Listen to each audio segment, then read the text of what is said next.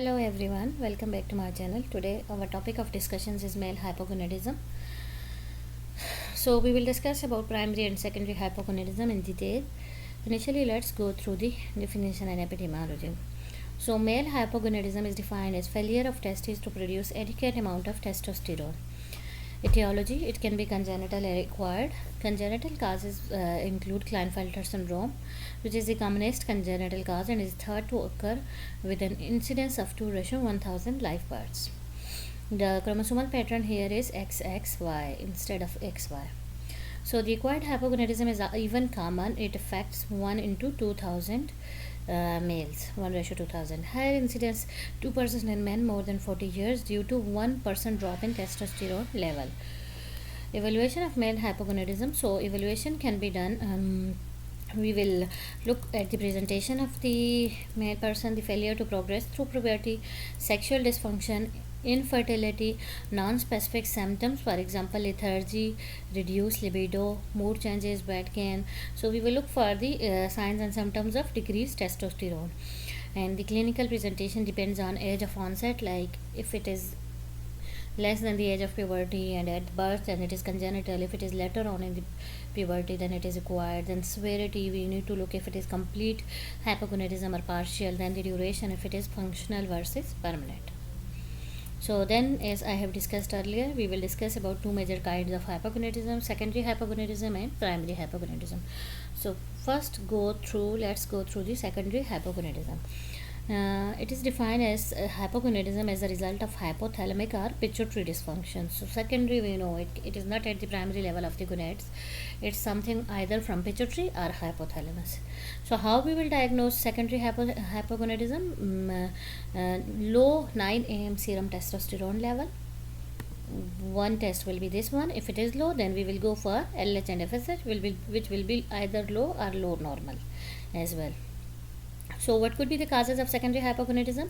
Again, it can be congenital, and then first let's discuss about congenital hypogonadotrophic hypogonadism, like Kallmann syndrome, not Klinefelter, it is Kallmann syndrome.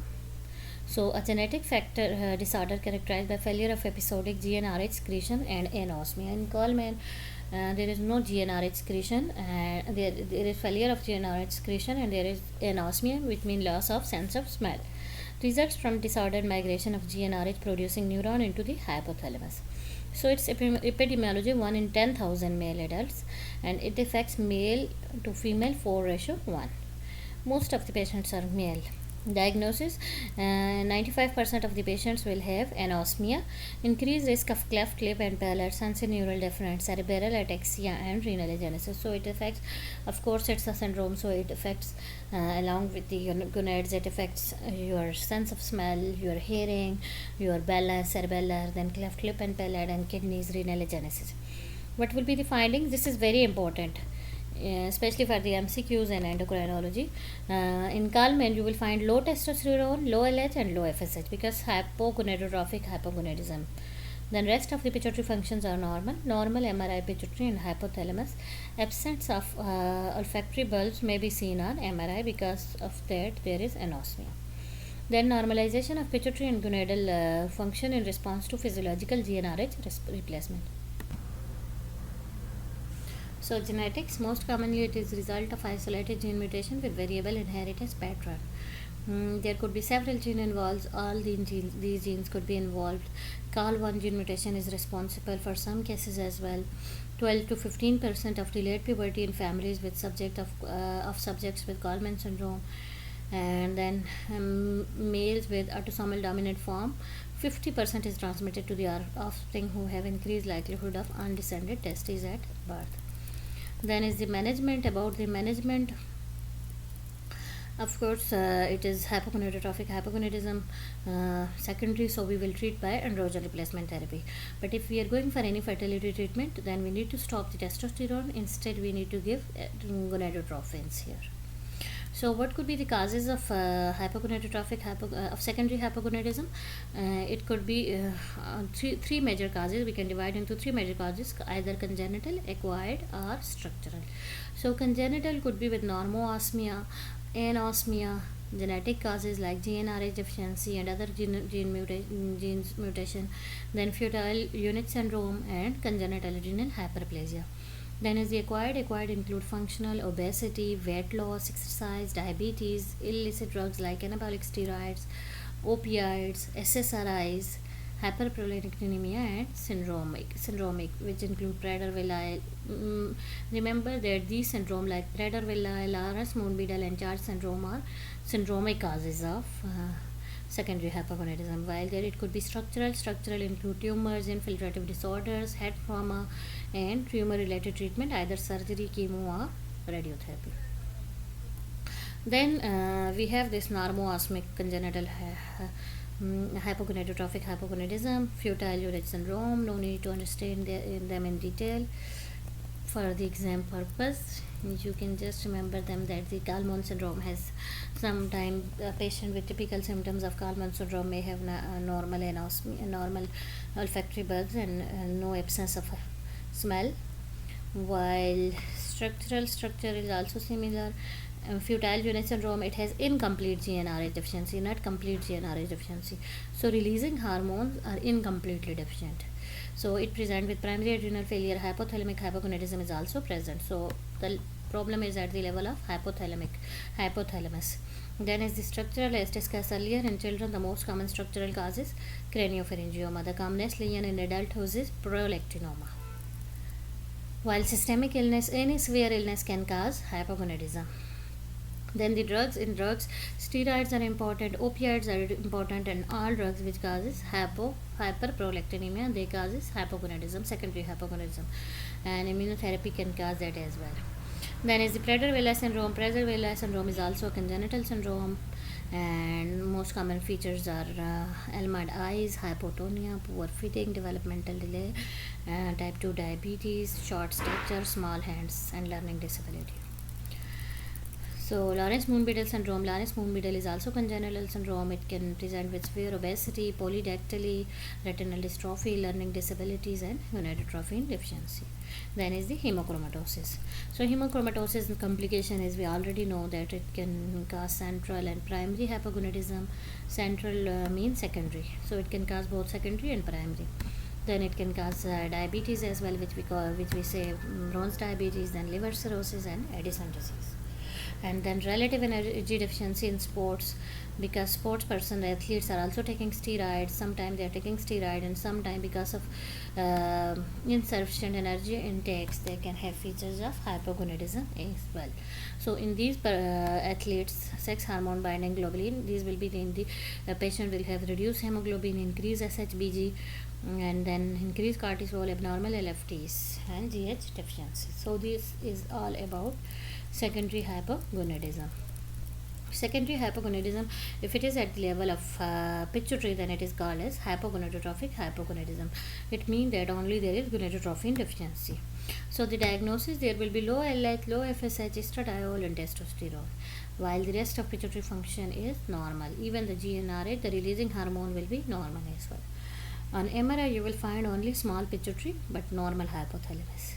Gonads will be small because of absence of gonadotrophins, and there will be delayed puberty and primary amenorrhea. Patient will have tall stature from delayed closure of epiphyses, anosmia, and absent olfactory bulbs on MRI, and Kalman syndrome. So the causes, we read already about the Charge syndrome. So Charge syndrome can present with multiple anomalies like heart anomalies, choanal atresia, coloboma, retardation, and congenital ear abnormalities as well. Then the systemic illness resulting in hypogonadism, as we discussed earlier, are those things: acute illness, severe stress, endocrine disorders like Cushing, hyperprolactinemia, liver cirrhosis, renal failure, hemochromatosis, anemia, GI, AIDS, rheumatological, rheumatoid arthritis. Then in the respiratory, it is COPD, and cardiac disease, CCF. And then there could be X-linked adrenal hypoplasia congenita. It is also autosomal recessive, caused by mutation in TX gene, which is located on X chromosome. It presents with primary adrenal insufficiency. Hypothalamic hypogonadism is also present. So management is androgen replacement, estrogen replacement, and when fertility is desired, again the same, need to stop testosterone and give gonadotrophin in replacement. So this was all about secondary hypogonadism. So I will revise them in the end. Next one is the primary hypogonadism. Primary hypogonadism is due to testicular failure with normal hypothalamus and pituitary function. So at the upper level, like pituitary and hypothalamus, everything is normal, while the problem is at the gonads levels. That's why it is called as primary hypogonadism. It is diagnosed by low 9 a.m. fasting serum, while LH and FSH will be elevated. In secondary, they were low as well, but here they are elevated. That's why we diagnose primary. We differentiate primary from the secondary. So again, the causes of primary hypogonadism could be again divided into congenital and acquired. So congenital, in the congenital, Klinefelter syndrome is important. Please remember that Kalman syndrome was a cause of secondary hypogonadism, while Klinefelter syndrome is a cause of primary hypogonadism. The commonest congenital form of primary hypogonadism identified to affect 1 in 2000 live births and undiagnosed in many other persons. Clinical manifestation depends on the age of diagnosis. So if it is diagnosed at adolescence, then the patient will have small firm testes, gynecomastia, tall stature. Other features of hypogonadism and psychological problems are common. While in adulthood, reduced libido, erectile dysfunction, gynecomastia, and 50% reduced body hair, and increased fat to lean mass or obesity and infertility. So the patient will have, because of absence of gonadotrophins, there will be risk of type 2 diabetes. In absence of hormones, testosterone, there will be risk of type 2 diabetes, osteoporosis, thromboembolism, and malignancies. Diagnosis is again because it is congenital, so karyotyping will show 47XXY. There could be other chromosomal aneuploidies like 48XXXY or 47XY like this. Mosaicism. Low testosterone elevated LH-FSH. So there in Kalman we read everything will be low. Low testosterone, low FSH. This is very important MCQ. While here in Klinefelter, LH-FSH is high while low testosterone is low. And sex hormone bioglobulin and estradiol will be elevated as well. And there will be azoospermia on sperm analysis. How you will manage the patient with Klinefelter? Again, androgen replacement therapy lifelong. If there is gynecomastia, go for surgical reduction. And for the fertility, patient will go for MTZ, which is microdissection of testicular sperm extraction. Retrieved sperm in a minority of cases, sperm is used for ICSI. So the patient will have fertility option of ICSI. And also the sperm need to be dissected by this, extracted by this method, MTs. And then, however, still unclear what proportion of patients can be successfully treated, but these are the possible treatment options available.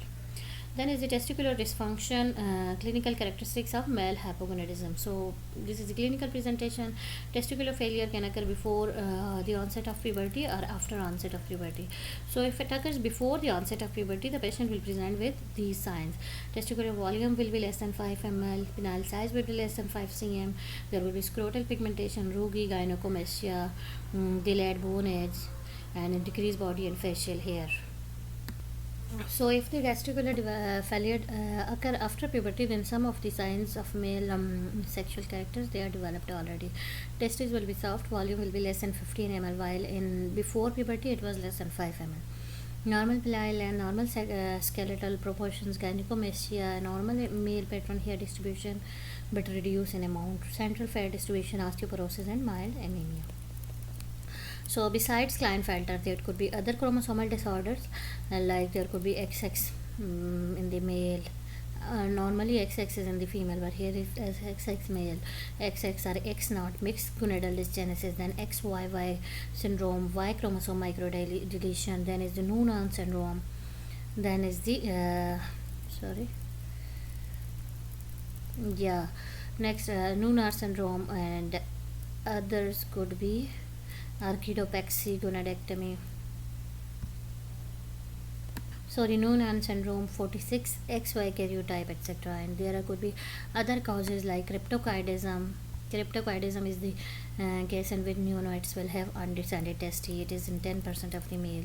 While there could be, this is the treatment of cryptokidism.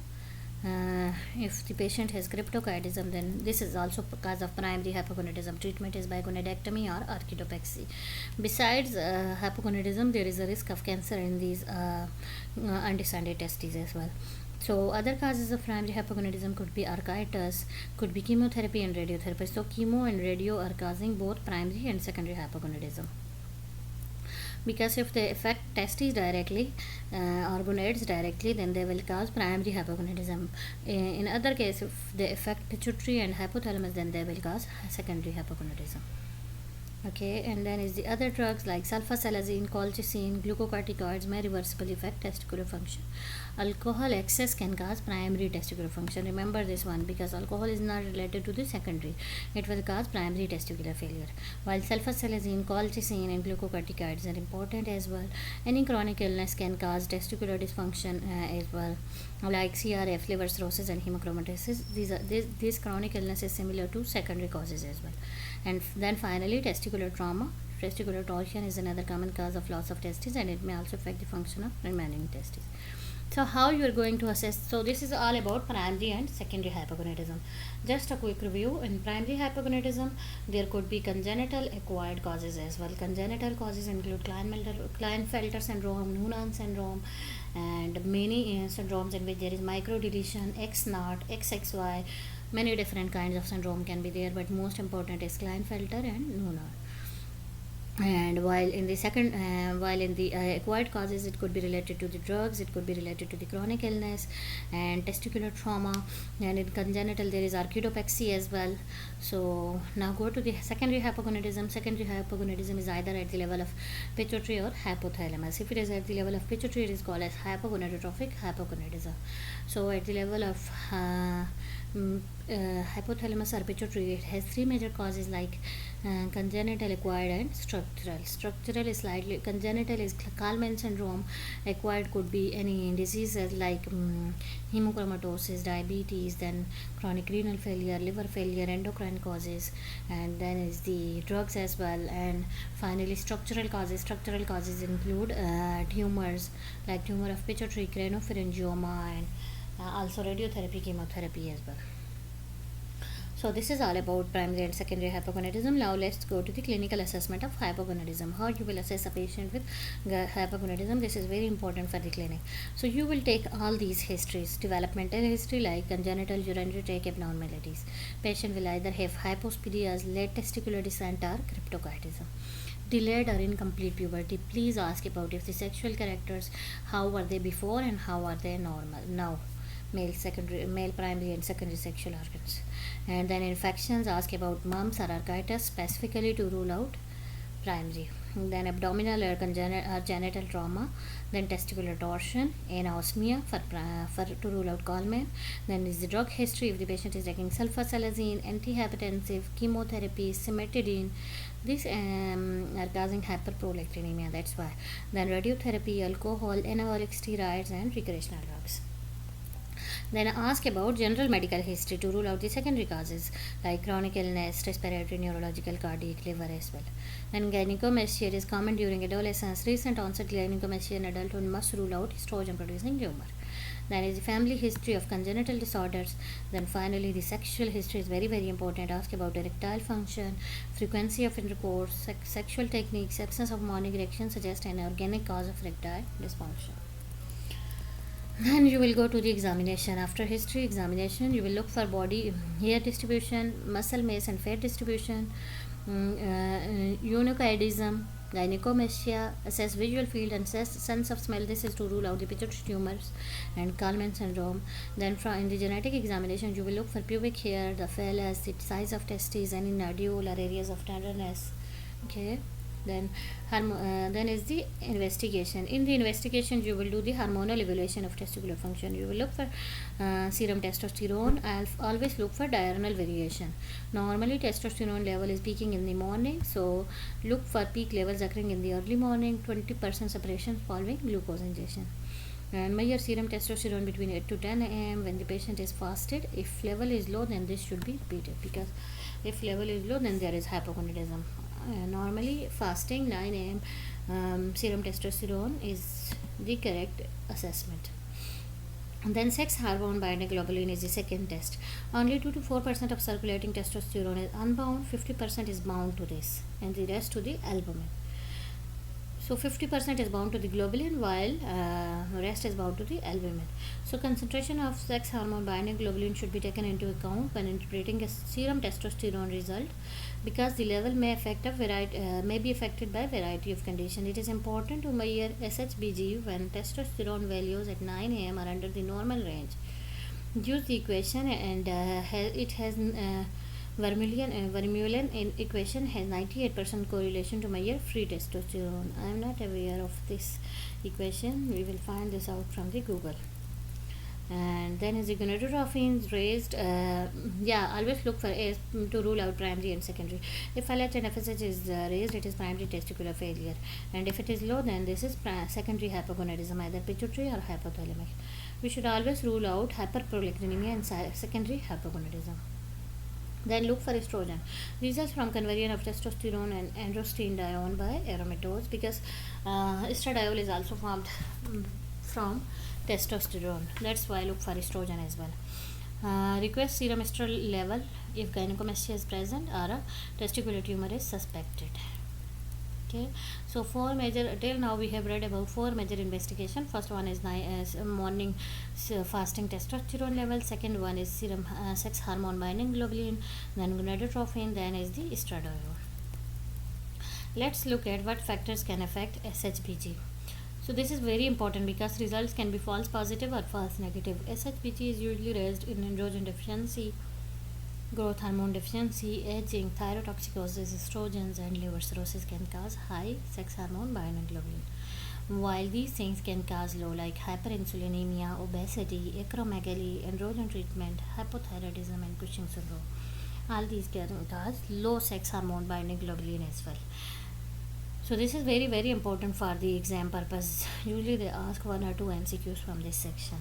So high insulin will cause low hormone binding globulin, obesity will cause low, acromegaly will cause low, androgen treatment will cause low, hypothyroidism and Cushing syndrome or glucocorticoid therapy will cause low hormone level, low binding globulin. Then cause of raised estrogen could be neoplasia, like adrenal neoplasia, testicular hypoplasma. It could be with primary testicular failure, liver disease, thyrotoxicosis, obesity, androgen resistance syndrome, and anti-androgen. So the cause of raised estrogen are the same, like low sex hormone binding globulin, more or less they are same except the tumors. Then is the inhibin and AMH. These are also glycoproteins which are secreted into the circulations, and they are useful marker of normal testicular function. If they are low, then there is primary testicular failure, and if normal, then there could be secondary dysfunction. So testicular volume is an excellent surrogate if the tests are unavailable. If inhibin 1 and AMH are not available, then we can look at the testicular volume as well. So other investigations include scrotal ultrasound if concerned about tumor, then is the semen analysis, then is the dynamic test like HCG and clomiphene stimulation test. Regarding the semen analysis, male with low sperm count may have low fertility, difficult to interpret in patient taking testosterone replacement therapy. Normal count is more than 20 million. It is normal. It is possible to conceive with sperm count of 1 to 20. It is unlikely to conceive with count of less than 1 million. Okay.